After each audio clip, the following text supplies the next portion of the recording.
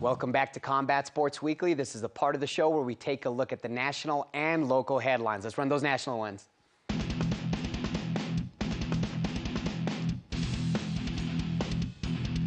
UFC 195 this weekend, a classic between Robbie Lawler and Carlos Condit. Robbie Lawler, of course, winning this one via split decision in Las Vegas. Very close bout between the welterweight champ Lawler, and despite the loss, Condit remains number 4 in the UFC rankings.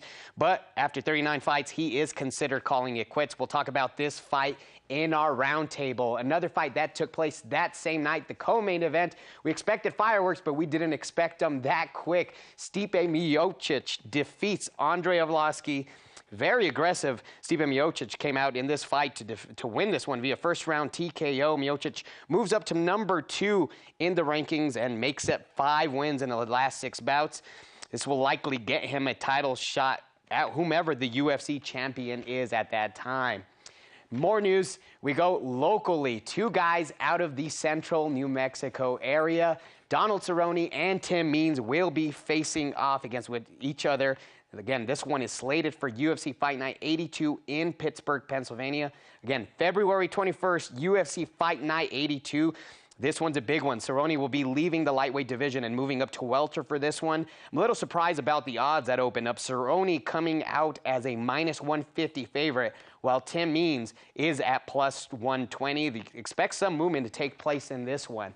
More news, staying in central New Mexico, Holly Holm has signed a new UFC deal. This was reported by several outlets earlier this week. It was, however, the LA Times that reported the contract extension is supposed to cover 8 fights. There is a possible fight before then. At the time of this recording, Ronda Rousey slated to be on UFC tonight, Wednesday evening, so we'll see if she's able to provide any additional news on that one. That'll do it for the national headlines. Let's jump right into the local ones.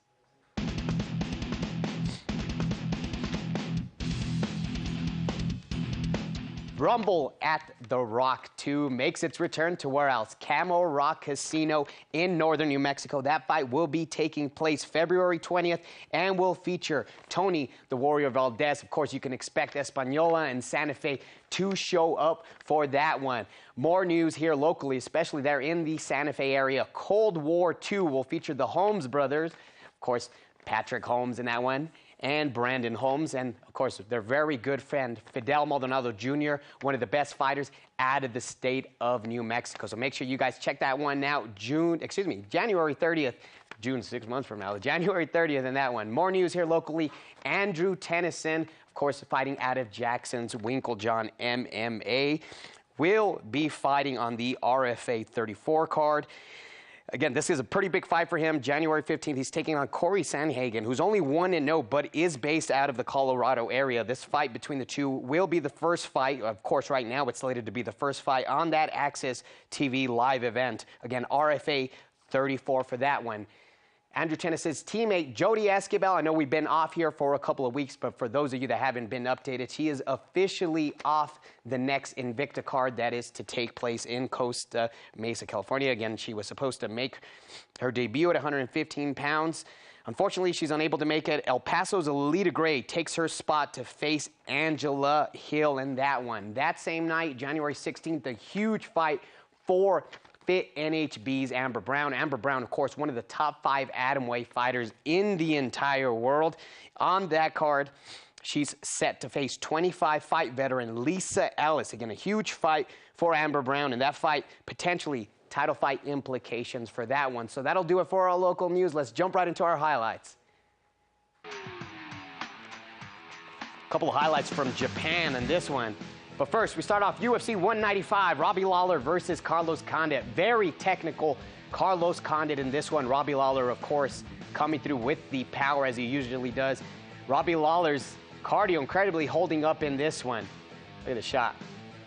Pretty surprising shot that we saw Carlos Condit get dropped by, but these both guys showing unbelievable heart and slugging it out all the way to the end of the 5th round. I think most of the media outlets out there had this fight 3-2 Condit. The judges, obviously two split away from Tony Weeks. Tony Weeks having it 3-2 for Condit. The other 2 judges, 3 rounds to 2 in favor of the champion, Robbie Lawler. Take a look at this action, just this grind, just unbelievable determination from 2 of the greatest fighters ever in that welterweight division. Co-main event, we talked about it earlier today. Stipe Miocic and Andrei Arlovski. You expected some bombs to be thrown in this one, but for pay-per-view purposes and reasons, of course, we can't show you the ending to this one, but nonetheless, Stipe Miocic just coming out and bringing the pain. He's a pretty big favorite in this one, Andrei Arlovski. I think this was the 5th fight in a row that he was an underdog. There you go, Miocic winner, now ranked number 2.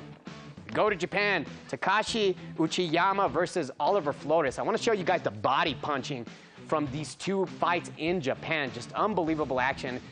Japan just always holding down when it comes to the lower weights here in boxing, but just a beautiful implemented shot there to the right side of Oliver Flores' body.